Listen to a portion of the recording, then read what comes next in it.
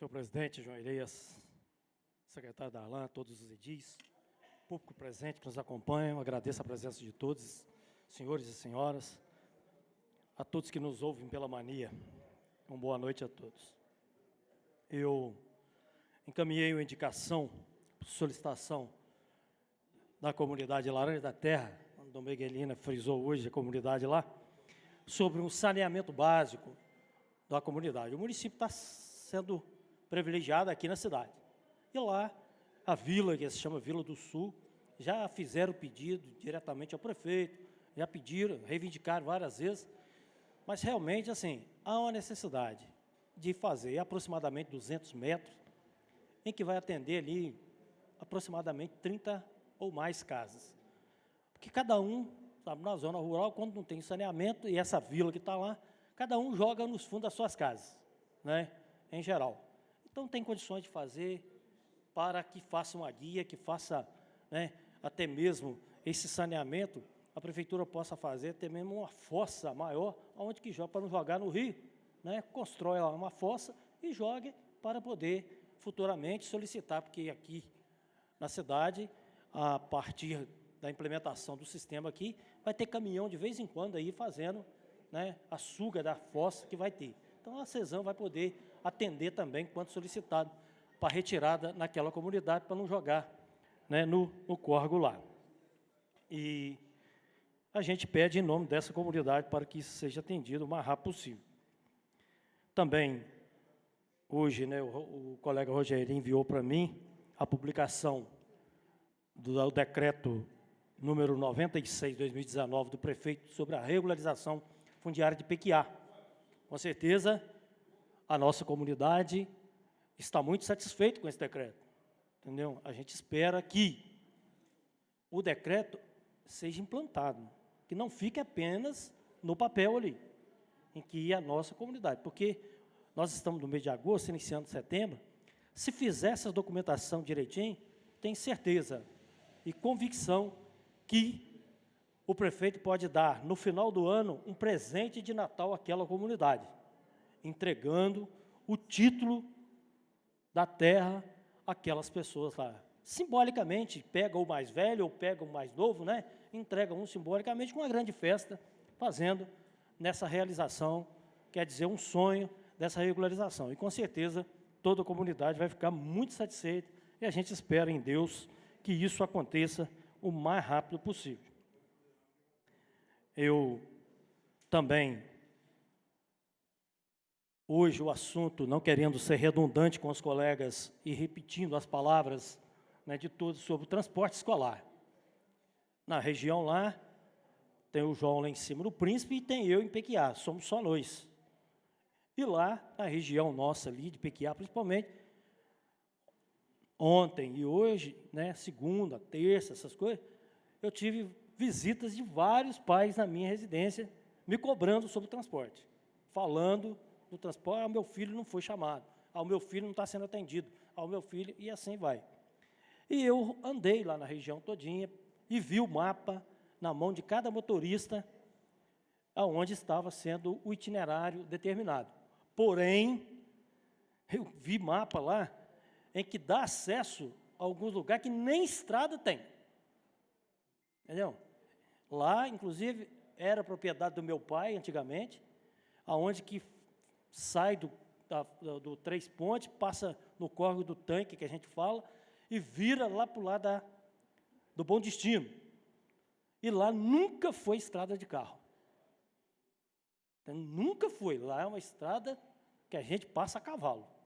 Mas no mapa, você olha, tem uma estrada que vem, é a estrada que leva à lavoura do proprietário.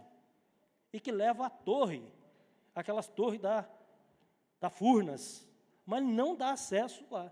E eles acharam que aquilo ali era acesso e colocaram lá o transporte. Sendo que, nessa linha, o transportador, ele vai a determinado lugar e retorna. E, nesse retorno, se desse sequência no itinerário certo, ele ia economizar quilometragem. Muito pelo contrário, eles dobraram a quilometragem naquele setor. Tive com o André hoje, conversei com ele, passei todas as informações do que estava lá, conversei com o Júlio, né? Eles falaram que vão tentar adequar o mais rápido possível, estão trabalhando insistentemente para resolver esses problemas, né? E ainda perguntei a eles sobre esse raio de 3 quilômetros, entendeu? Né? Expressão até raio de 3, no raio definido, né? Porém, é aquilo que ele ainda falou. Existe que, na linha principal, o aluno que estiver a 3 quilômetros, são responsabilidade dos pais trazerem até principal. Mas só que, na lei, existe dizendo que, em estado de vulnerabilidade da criança, o secretário, ele pode determinar que busque ele em casa. Então, veja bem, até estava conversando com o Everaldo até falou assim, mas eu acho que é o pai que tem que declarar, tem que solicitar essa vulnerabilidade. Veja bem, eu trabalhei 28 anos na polícia. Igual eu falo, eu fui lá no São José do Cláudio, um exemplo que vocês, muitos não conhecem, mas quem está nos ouvindo. Lá, a neta do São José tem 7 anos de idade. O ponto que hoje ela vai ter que pegar são 2.300 metros. 5 anos de idade, 7 anos. O pai tem que levar ela meio-dia e à tarde buscar, porque ele não vai deixar a filha dele andar nesse trajeto. Veja, esporadicamente, antigamente, como o colega da falou, antigamente, nem carro tinha, por isso que não tinha transporte. Todo mundo ia a cavalo de bicicleta. Mas hoje não, nós vivemos no século XXI, como o colega disse. Então, veja só, né? Essa criança, por exemplo, lá, ela vai, o pai vai, ele tem que parar 11 horas do serviço dele da roça, levar a criança e depois 4 horas, 5 horas, ir lá buscar a criança. Se for um meeiro, por exemplo, que trabalha, está prestando serviço para outra pessoa, como que ele vai abandonar o serviço para ir lá levar o filho? Como que ele vai justificar para o patrão dele? Eu tenho que levar minha filha lá agora. O cara não vai aceitar, não é? Essa é uma questão. E lá passa, tem animais, né, boi no meio da estrada, enormidade de coisa. Mas o grande problema maior desse itinerário é que o meliante, vamos usar a expressão, né, para não dizer vagabundo, então o meliante, ele sabe que aquela criancinha, aquela menininha ali de 12 aninhos, bonitinha, todo dia ela está ali, 11 horas, ela tem aquele trajeto. E ele vai armar uma situação para produzir uma emboscada contra aquela criança e capturá-la e fazer o que ele quiser. Porque esse é o fato. Entendeu? Antigamente, quando muita gente vinha a pé, vinha um bando, né? Vamos falar assim, os colegas iam todo mundo junto. Mas hoje não. Então, veja bem, hoje, a pergunta que me fizeram lá, dentro do IUNA, a prefeitura está buscando os alunos lá dentro da cidade? Aí, veja bem, alguns falaram assim, não, a prefeitura tem um ônibus escolar lá que está andando lá dentro, lá, né? Não está em todos os lugares, mas tem um. Porém, é o seguinte, aí falou, poxa, se lá dentro da rua puxa, por que o meu filho aqui não pode puxar? Para quem conhece, daqui o Elias, aqui, o nosso secretário da Câmara, o Elias tem uma propriedade. E lá tem 2 alunos lá. Pergunta a distância que é da propriedade do Elias lá na BR-262. Pergunta o Elias pode ser testemunha. E não vão buscar.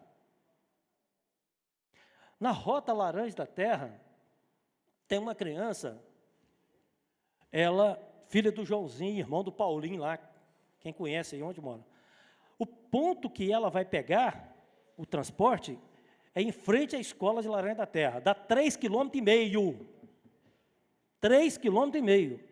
Ela está no 3º ano preparando para o Enem. Ela está sem transporte. O pai está fazendo o sacrifício de poder levar em Pequiá antes, e agora ele leva lá para poder fazer. Ela perdeu. Outra, os transportes de Pequiá. O que acontece? O ônibus hoje, que o motorista lá, vamos dar o nome do motorista para identificar, o Lucival, ele sai 6 horas da manhã e vai até na água potável e retorna com os alunos para 7 horas estar na escola, perfeitamente. Porém, a ordem, a determinação é que ele tem que aguardar meio-dia, aonde que termina a aula, para levar de volta. Aí ele leva de volta até a água potável. Aí ele volta apanhando, recolhendo os meninos que vão entrar meio-dia e 20. Ele saiu de PQA meio-dia. E os alunos entram na escola meio-dia e 20. Ele chega todos os dias, 1h15 a 1h30. Então, ou seja, todos os alunos da zona rural estão perdendo a primeira aula. Aí eu vejo, o professor, o aluno está presente, ele pode dar presença? Não pode. Ele não pode ser conivente.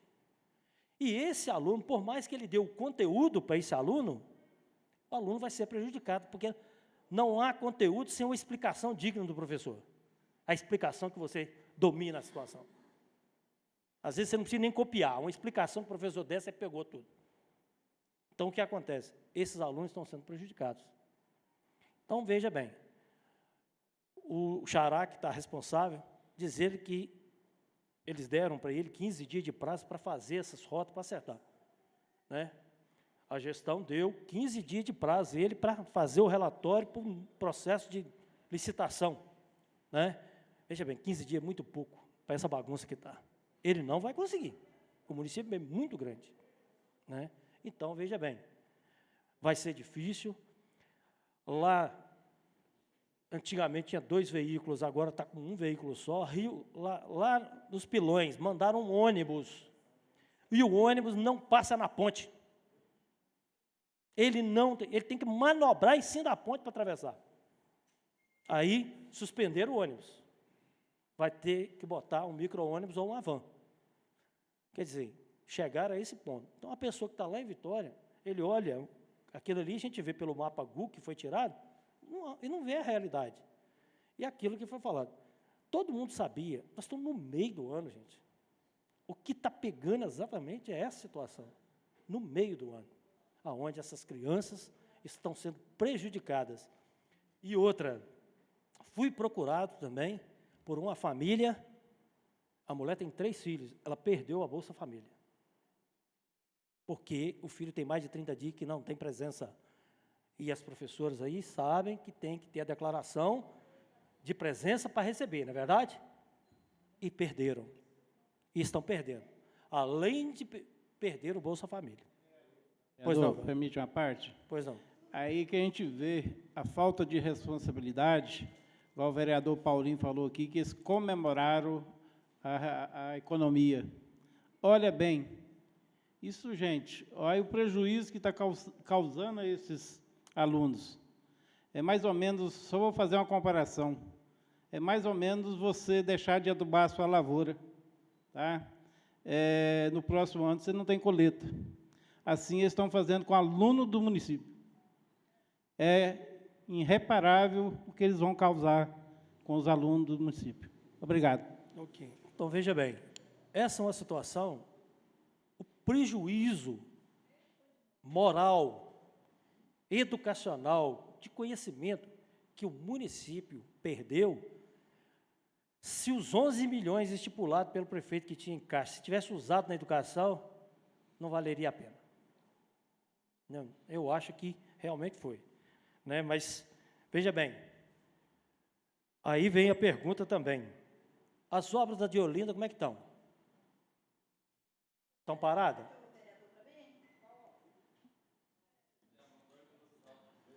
Espera aí, senão dá para me complementar lá o tempo. Depois, então, veja bem, as obras, fiquei sabendo, então os alunos estão estudando no chamado esqueletão adaptado. Essa que foi a palavra, não é que foi falado. Então, está parado. É uma situação delicadíssima. Falamos também na sessão passada sobre materiais que faltam, material de limpeza que falta nas escolas. Açúcar para fazer. A informação que eu tive que não foi resolvido o problema. Né? Agora, só para fechar os meus segundos aí, que falta mais a auditiva, aqui tem um convite para os senhores. A reunião regional da Frente Parlamentar em defesa e apoio da diversificação agrícola do município. Então, veja bem, nós fomos convidados para participar lá. Hoje, na hora da nossa sessão. Depois fala que nós, vereadores, somos contra a agricultura. Quando tem uma reunião da agricultura, marca exatamente no dia de sessão, para que os colegas vereadores, a comissão de agricultura, não estejam presentes. Né? Convidado aí, com certeza deve estar lá o deputado Pagung. Agora, ele é um político, ele sabe que sessões existem. Ele poderia ter, e está aqui a Muniz, a Prefeitura, o Governo do Estado e a Incapé. Nós já fizemos até documento que nós gostaríamos de estar presente, afinal de contas, está aqui, ó, Frente Parlamentar em Defesa da Diversificação Agrícola. E nós, vereadores, estamos impedidos de ir lá, porque marca uma reunião exatamente no dia de sessão nossa. Né? A gente sempre falou isso. Aí eu falo, quer de um respeito conosco, que aqui está. Muito obrigado, boa noite a todos.